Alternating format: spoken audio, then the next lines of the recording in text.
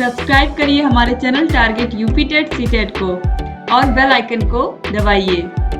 Hello friends, मैं रेनू स्वागत करती हूँ आप सभी भावी अध्यापक एवं अध्यापिकाओं का आपके अपनी channel target UP TET CTET में।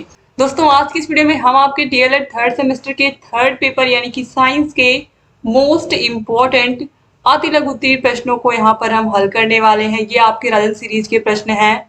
ऑलरेडी आपका फर्स्ट पेपर, सेकेंड पेपर पूरा मैंने कंप्लीट करा दिया, संस्कृत पूरा पढ़ा के खत्म कर दिया है। तो ये सारी वीडियोस आप देख सकते हैं। तो चलिए क्वेश्चन नंबर 1 से स्टार्ट करते हैं। क्वेश्चन नंबर 1 है, तालाब के एक बूंद पानी में सूक्ष्मदर्शी से देखे जाने वाले किन्हीं 4 सूक्ष्म जीवों के नाम लिखिए।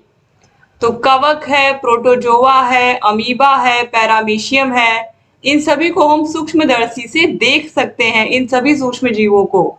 तो यहाँ पर 2022 में ये प्रश्न पूछा हुआ है, आप देख सकते हो। अब क्वेश्चन नंबर 2 पर आते हैं। सभी हरे पेड़ पौधे स्वपोषी क्यों होते हैं? क्यों हम पौधों को स्वपोषी कहते हैं और जीवों को परपोषी कहते हैं? जैसे कि हम लोग जो हैं, हम लोग अपने भोजन के लिए दूसरों पर आश्रित होते हैं, जबकि जो पेड़ पौधे होते हैं वो सूर्य की रोशनी में अपना भोजन खुद बनाते हैं और इसीलिए इन्हें हम क्या कहते हैं? स्वपोषी कहते हैं। पेड़ पौधों को हम क्या कहते हैं? स्वपोषी कहते हैं, क्योंकि ये अपना भोजन खुद बनाते हैं। क्वेश्चन नंबर 3 है, कैरामेल क्या है तथा इसका क्या उपयोग है? तो पकाने के बाद बची हुई भूरी चीनी, ब्राउन शुगर को हम क्या कहते हैं? कैरामल कहते हैं और बेकरी उत्पादों में इसका बहुत अधिक उपयोग होता है। तो पकाने के बाद बनी हुई जो भूरी चीनी होती है, ब्राउन शुगर, इसी को हम क्या कहते हैं? कैरामल कहते हैं। आप सभी को पता है चीनी गन्ने से बनती है और बहुत ज्यादा प्रोसेसिंग होती है चीनी बनाने के लिए। आप देखोगे तो गन्ने का जो रस होता है वो आपको बिल्कुल गाढ़ा हरा कलर का दिखेगा और धीरे धीरे आप देखोगे उससे चीनी बनती है तो चीनी बिल्कुल व्हाइट होती है। तो इस तरीके से बहुत ज्यादा प्रोसेसिंग होती है उसमें और इसीलिए गन्ने का रस बहुत अच्छा होता है सेहत के लिए, लेकिन चीनी बहुत अच्छी नहीं होती है। अब इसके बाद दोस्तों यहाँ पर देखिए क्वेश्चन नंबर 4 पे हम आते हैं। रात में तारे क्यों टिमटिमाते हैं? तो वायुमंडल से अपवर्तन के कारण तारे रात में हमें टिमटिमाते हुए प्रतीत होते हैं। क्वेश्चन नंबर 5 पे आते हैं। ध्वनि ठीक से सुनाई दे, इसके लिए सिनेमा हॉल में अवशोषक का प्रयोग किस प्रकार किया जाता है? तो हॉल की दीवारों में छेद किए जाते हैं, यानी कि छिद्र किए जाते हैं तथा दीवारों पर अवशोषक पदार्थ लगाए जाते हैं, जिनसे आपको पता है जो सिनेमा हॉल होता है वो चारों तरफ से बिल्कुल बंद होता है, तो अगर आवाज तेज आएगी तो वो गूंजेगी। इसी वजह से जो दीवारें होती हैं उनमें होल कर दिया जाता है, होल बना दिया जाता है, या फिर अवशोषक पदार्थ कुछ इस तरीके के लगा दिए जाते हैं जो उन आवाजों को क्या कर लेते हैं? वो रिफ्लेक्ट नहीं होने देते हैं जो आवाज आती है उसको। क्वेश्चन नंबर 6 है, प्रतिध्वनि और गूंज में क्या डिफरेंस होता है, यानी कि क्या अंतर होता है? ये सब 2022 में पूछे हुए प्रश्न है, आप देख रहे हो। तो परावर्तित होकर आने वाली ध्वनि प्रतिध्वनि कहलाती है, जबकि खाली बड़े कमरे में उत्पन्न ध्वनि गूंज कहलाती है। जैसे आप पहाड़ों में गए हैं या कहीं ऐसी जगह पर गए हैं, तो अगर आप वहां पर बोलते हो, कोई भी वर्ड बोलोगे तो वो आपको दोबारा सुनाई देगा, तो ये प्रतिध्वनि होती है। लेकिन जब आप किसी खाली कमरे में कुछ बोल रहे हो तो उसमें जो उत्पन्न ध्वनि होती है वो गूंज कहलाती है। क्वेश्चन नंबर 7 है, स्टील के उत्पाद में अग्रणी कारखाने किन किन शहरों में है? तो राउरकेला, भिलाई। तो दोस्तों यहाँ पर देखिए राउरकेला, या पूछा क्या है क्वेश्चन में, स्टील उत्पादन में अग्रणी कारखाने किन किन शहरों में हैं? तो ये जो राउरकेला है ये कहाँ है? राउरकेला स्थित है उड़ीसा में, क्योंकि किन किन शहरों में यही पूछ रहा है, तो ये उड़ीसा राज्य में है। ठीक है, इसके बाद देखिए यहाँ पर भिलाई दिया हुआ है, तो ये जमशेदपुर। तो जो भिलाई यहाँ पर दिया हो दोस्तों ये छत्तीसगढ़ में है, छत्तीसगढ़ में है। और फिर उसके बाद यहाँ पर आप देखिए जो टाटा स्टील प्लांट है वो जमशेदपुर में है, और जो दुर्गापुर का है दोस्तों, दुर्गापुर का जो है ये पश्चिम बंगाल में है। ठीक है, अब इसके बाद क्वेश्चन नंबर 8 पर आते हैं। जल शक्ति से विद्युत बनाने के लिए हाइड्रो इलेक्ट्रिक पावर स्टेशन कहाँ पर है? तो यह स्टेशन रिहंद बांध या रिहंद नदी पर है। तो इसे हम रिहंद पावर स्टेशन भी बोलते हैं, ठीक है। और ये सोनभद्र उत्तर प्रदेश में स्थित है, ठीक है। तो यहाँ पर लिखा नहीं हुआ है, लिख लीजिएगा आप लोग, सोनभद्र उत्तर प्रदेश में है। आगे बढ़ते हैं हम। क्वेश्चन नंबर 9 है, कोयले से विद्युत बनाने हेतु नेशनल थर्मल पावर कॉरपोरेशन के पावर स्टेशन कहाँ कहाँ स्थापित किए गए हैं? तो अनपरा, पनकी और ओबरा में। क्वेश्चन नंबर 10 है, नाभिकीय ऊर्जा से विद्युत ऊर्जा के उत्पादन हेतु एटॉमिक पावर स्टेशन कहाँ स्थापित किए गए हैं? तो नरौरा परमाणु विद्युत परियोजना जो है दोस्तों, ये उत्तर प्रदेश में है, ठीक है। उत्तर प्रदेश में स्थापित किया गया है, नरौरा हो जाएगा यहाँ पर। उसके बाद देखिए यहाँ पर कलपक्कम है। तो जो कलपक्कम है, कलपक्कम परमाणु संयंत्र दोस्तों, ये स्थित है तमिलनाडु में। कहाँ पर स्थित है? तमिलनाडु में। इसके अलावा दोस्तों तारापुर है, जो कि तारापुर एटॉमिक पावर स्टेशन जो कि महाराष्ट्र में स्थित है। इसके अलावा रावत भाटा, राणा सागर कोई एटॉमिक पावर स्टेशन नहीं है। इसके अलावा रावत भाटा है जो कि राजस्थान में स्थित है। और इसके अलावा दोस्तों कुडनकुलम है जो कि तमिलनाडु में स्थित है। कैगा है, कर्नाटक में स्थित है, ठीक है। इस तरीके से तो यहाँ पर इन सब के नाम और ये कहाँ स्थित है जरूर याद रखिएगा। काकरा पार है जो कि गुजरात में स्थित है, ठीक है। और नरोरा यहाँ पर मैंने आपको बताया ही उत्तर प्रदेश में स्थित है। और कलपक्कम तमिलनाडु में स्थित है। अब क्वेश्चन नंबर 11 पर आते हैं, हरित क्रांति हम किसे कहते हैं? तो आधुनिक कृषि उपकरणों, जैसे कि पहले के जो किसान होते थे वो बैलों की मदद से खेती करते थे, और बैलों की मदद से खेती करने में, खेतों को जोतने में बहुत सारी दिक्कतें आती थी और बहुत टाइम लगता था। लेकिन धीरे धीरे जब ट्रैक्टर आ गया, ढेर सारे खेत जोतने वाली अलग अलग उपकरण आ गए, बीजों को बोने वाले उपकरण आ गए, खादों का, उर्वरकों का प्रयोग होने लगा, उन्नतशील बीजों का प्रयोग होने लगा, तो पैदावार जो है वो बढ़ने लगी। हमारे देश में जहां अनाज की कमी होती थी वहां पर लोगों को अनाज इतना ज्यादा लोगों ने उगाया कि उसको हम अब दूसरे देशों को हम क्या करते हैं, उसको निर्यात भी करते हैं। और धीरे धीरे हमने पर्याप्त सिंचाई के साधन भी जुटा लिए। तो इस तरीके से इसे ही हम क्या कहते हैं, हरित क्रांति कहते हैं। तो आधुनिक कृषि उपकरणों, उन्नतशील बीजों, उर्वरकों एवं पर्याप्त सिंचाई के साधनों द्वारा कृषि उपज में आशातीत वृद्धि को ही हम हरित क्रांति कहते हैं। क्वेश्चन नंबर 12 है, कुक्कुट पालन के विषय में आप क्या जानते हैं? तो कुक्कुट पालन का तात्पर्य मुर्गी पालन से है, मुर्गी पालन करना। संतुलित आहार, सामयिक टीकाकरण, अच्छी प्रजाति की मुर्गी से यह कार्य किया जाता है।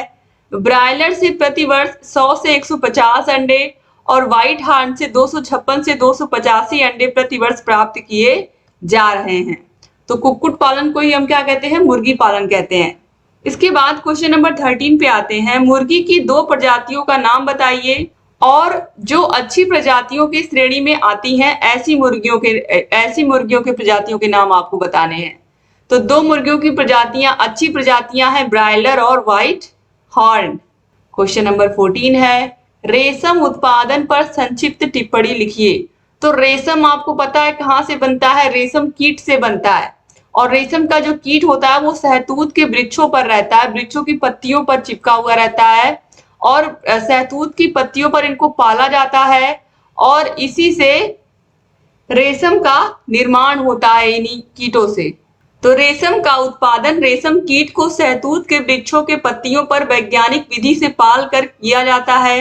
रेशम कीट पालन को सेरीकल्चर भी कहते हैं। कई बार एग्जाम में पूछा भी है कि कुक्कुट पालन किसको कहते हैं, तो मुर्गी पालन। और ये जो सेरीकल्चर है ये क्या होता है, तो इसे हम रेशम कीट पालन को ही हम क्या कहते हैं, सेरीकल्चर कहते हैं। क्वेश्चन नंबर 15 है, वह निश्चित ताप जिस पर कोई द्रव उबलता है और गैसीय अवस्था में परिवर्तित होता है, उससे दिए गए द्रव का उस क्वथनांक कितना होता है? तो जल का क्वथनांक 100 डिग्री सेल्सियस होता है। या वह निश्चित ताप जिस पर कोई द्रव उबलता है उसे ही उसका क्या कहते हैं, क्वथनांक कहते हैं। क्वेश्चन नंबर 16 पर आते हैं, ऊष्मा का सुचालक किसे कहते हैं, उदाहरण सहित बताइए। तो आप सभी लोगों को पता है ऊष्मा के सुचालक वही चीजें कहलाती हैं, वही पदार्थ कहलाती हैं जिनमें ऊर्जा का संचरण, ऊष्मा का संचरण सरलता से होता है, उन्हें हम सुचालक पदार्थ कहते हैं। या जिनमें ऊष्मा आसानी से संचरण कर लेती है, जैसे कि तांबा हुआ, तांबे के तार होते हैं, लोहे के होते हैं, एल्यूमिनियम के होते हैं, क्योंकि इनसे आसानी से ऊष्मा का संचरण हो जाता है या विद्युत का संचरण हो जाता है। तो ये सब क्या है? सुचालक है। अब क्वेश्चन नंबर 17 है, ऊष्मा के कुचालक किन्हें कहते हैं? तो जिन पदार्थों से ऊष्मा का संचरण आसानी से नहीं होता है उन्हें हम ऊष्मा के कुचालक पदार्थ कहते हैं, जैसे कि कांच हुआ, कागज हुआ, लकड़ी हुआ, ऊन हुआ, पोर्सिलिन हुआ तथा वायु हुआ। इसके बाद क्वेश्चन नंबर 86 है, संक्रामक रोग किसे कहते हैं? संक्रामक रोग वे रोग होते हैं जो छुआछूत के कारण एक व्यक्ति से दूसरे व्यक्ति को हो जाते हैं। संक्रामक रोग एक व्यक्ति से दूसरे व्यक्ति को आसानी से हो जाते हैं और ये छुआछूत के कारण भी होते हैं। और देखिए जैसे कि चेचक हुआ, टीबी हुआ। क्वेश्चन नंबर 18 है, असंक्रामक रोग किसे कहते हैं? तो असंक्रामक रोग वे रोग होते हैं जो छुआछूत से नहीं होते हैं, जैसे कि रक्त अल्पता यानी कि एनीमिया हुआ, डायबिटीज हुआ, ये सब असंक्रामक रोग हैं, ये छुआछूत से नहीं होते हैं। इसके बाद क्वेश्चन नंबर 19 है, प्रकाश स्रोत से आप क्या समझते हैं? प्रकाश स्रोत का मतलब है कि वे वस्तुएं जो प्रकाश उत्पन्न करती हैं वे प्रकाश स्रोत कहलाती हैं। और प्रकृति में सबसे बड़ा प्रकाश का स्रोत तो सूर्य ही है। इसके अलावा अगर हम दैनिक जीवन में बात करें तो बल्ब है, इसके अलावा मोमबत्ती है, दिया जला सकते हो आप, ये सब क्या है? ये सभी प्रकाश के स्रोत ही तो कहे जाएंगे। क्वेश्चन नंबर 19 आपने देख लिया। अब क्वेश्चन नंबर 20 है, दीप्त वस्तुएं किसे कहते हैं? तो वे वस्तुएं जो स्वयं प्रकाश उत्पन्न करती हैं, जो स्वयं प्रकाश उत्पन्न करती हैं वे दीप्त वस्तुएं कहलाती हैं, जैसे कि तारे हुआ, लैंप हुआ, बल्ब हुआ, सूर्य हुआ। तो यहाँ पर आप देखिए वही चीज हुई, प्रकाश स्रोत का मतलब भी हुआ वही चीज। क्वेश्चन नंबर 21 है, अदीप्त वस्तुएं कौन सी होती हैं? तो अदीप्त वस्तुएं वही वस्तुएं होती हैं जो भी आपके सामने दिख रही हैं, आपके सामने जिनसे प्रकाश निकल सकता है उनको छोड़ करके बाकी सब अदीप्त वस्तुएं, जैसे कि दीवार हुई, आपके पास रखा हुआ पानी का गिलास हुआ, किताबें हुई, जो भी चीज आपको दिख रही है अपने आसपास, फ्रिज हुआ, ये सब क्या है? ये सब अदीप्त है, जिनमें से कोई प्रकाश नहीं निकल रहा। जिन भी वस्तुओं से, जैसे कि यहाँ पर देखिए मेज है, आप फैन चल रहा है आपके सर के ऊपर, इससे कोई प्रकाश नहीं निकल रहा। शीशे में से कोई प्रकाश नहीं आ रहा, किताब में से कोई प्रकाश नहीं आ रहा, तो ये सब क्या हो गई? अदीप्त वस्तुएं हो गई। क्वेश्चन नंबर 22 है, कृत्रिम प्रकाश स्रोत का उदाहरण बताइए। तो कृत्रिम प्रकाश स्रोत में सूर्य को छोड़ करके, क्योंकि सूर्य प्राकृतिक स्रोत है ऊर्जा का, उसको छोड़ करके बाकी सब कृत्रिम में ही आएंगे, चाहे वो विद्युत बल्ब हो, चाहे वो पेट्रोमैक्स हो, चाहे लालटेन हो, चाहे मोमबत्ती हो। क्वेश्चन नंबर 23 है, शिक्षा के क्षेत्र में विज्ञान से संबंधित कार्यक्रम ज्ञान दर्शन टीवी पर आना किस संस्था की देन है? तो एनसीईआरटी की देन है ये। क्वेश्चन नंबर 24 है, सजीवों तथा निर्जीवों के बीच की संयोजकता की कड़ी क्या है? तो सजीवों और निर्जीवों के बीच की कड़ी को हम विषाणु यानी कि वायरस कहते हैं, याद रखिएगा। इसे हम क्या कहते हैं? सजीव और निर्जीव के बीच की कड़ी कहते हैं, वायरस। क्वेश्चन नंबर 25 है, विषाणुओं द्वारा होने वाले रोग कौन कौन से हैं? तो दोस्तों विषाणुओं से होने वाले रोगों में पोलियो है, चेचक है, कैंसर है, गलसुआ है, खसरा है, इसके अलावा कोरोना है, ये सब क्या है? ये विषाणुओं से होने वाले रोग हैं।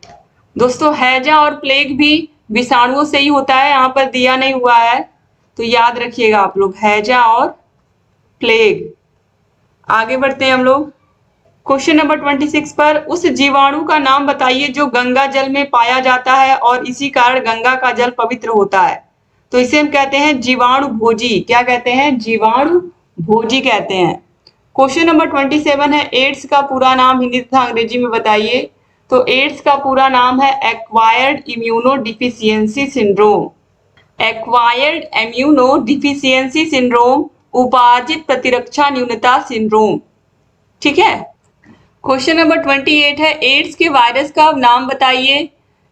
तो HIV वायरस से फैलता है ये। तो HIV का जो फुल फॉर्म होता है वो होता है human immuno deficiency virus, viruses भी कहते हैं इस तरीके से।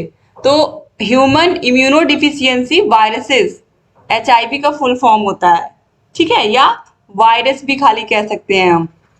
तो ह्यूमन इम्यूनो डिफिशियंसी वायरस। और यहाँ पर ये पूरा एक में ही रहेगा, इम्यूनो डिफिशियंसी, ठीक है, अलग अलग नहीं रहेगा। क्वेश्चन नंबर 29 पे आते हैं, विश्व एड्स दिवस कब मनाया जाता है? मोस्ट इंपॉर्टेंट प्रश्न है। तो विश्व एड्स दिवस 1 दिसंबर को मनाया जाता है। 1 दिसंबर को हम एड्स दिवस के रूप में मनाते हैं। क्वेश्चन नंबर 30 है, सबसे छोटे तथा सबसे बड़े वायरस का नाम बताइए। तो सबसे छोटे वायरस जंतु में मुंहपका और खुरपका उत्पन्न करने वाला वायरस है, और सबसे बड़ा वायरस चेचक का वायरस होता है। क्वेश्चन नंबर 31 है, मत्स्य पालन से आप क्या समझते हैं? मत्स्य पालन का मतलब मछली पालन होता है दोस्तों। और आधुनिक प्रौद्योगिकी उन्नत प्रकार के मत्स्य बीज एवं संश्लेषण इंजेक्शन के द्वारा 2350 किलोग्राम प्रतिदर्श प्रति हेक्टेयर मत्स्य उत्पादन किया जा रहा है। यानी कि जो मत्स्य पालन का जो बिजनेस है ये बहुत अच्छा ग्रो करता है, यहाँ पर ये बताया गया है। क्वेश्चन नंबर 32 है, संदेशों के आदान प्रदान का माध्यम बताइए। हम संदेशों का अपने संदेशों का आदान प्रदान कैसे करते हैं, अपनी बातों को दूसरों के सामने कैसे रखते हैं? आजकल तो सबसे आसान चीज हमारे हाथ में क्या है? मोबाइल है। इसके थ्रू हम मैसेज भी कर सकते हैं, बात भी करके अपने संदेशों को दूसरों तक पहुंचा सकते हैं। लेकिन मोबाइल के अलावा भी कौन कौन से साधन हैं? तो फैक्स है, इंटरनेट है, ईमेल है, इलेक्ट्रॉनिक डाक सेवा, मोबाइल आदि पहले के लोग संदेश पत्र या टेलीग्राम तथा प्रशिक्षित कबूतरों से करते थे। क्वेश्चन नंबर 33 है, मनोरंजन के प्रमुख साधन कौन कौन से हैं? तो टेलीविजन है, टीवी बच्चे देखते हैं, कंप्यूटर है, वीडियो गेम है, और आजकल तो मोबाइल है सबसे बड़ा मनोरंजन का साधन। तो इस तरीके से यहाँ पर आप आसानी से एग्जाम में लिख सकते हैं। क्वेश्चन नंबर 34 है, पौधों तथा जंतुओं के बीच की कड़ी को क्या कहते हैं? तो पौधों और जंतुओं के बीच की कड़ी को युगलीना कहते हैं। जैसे कि सजीव और निर्जीव के बीच की कड़ी को हम क्या कहते हैं? वायरस कहते हैं या विषाणु कहते हैं। क्वेश्चन नंबर 35 है, कार्बन क्या है? इसके दो अपर रूप बताइए। तो कार्बन एक अधातु है और इसकी परमाणु संख्या 6 होती है, और कार्बनिक यौगिकों में यह अनिवार्य रूप से पाया जाता है।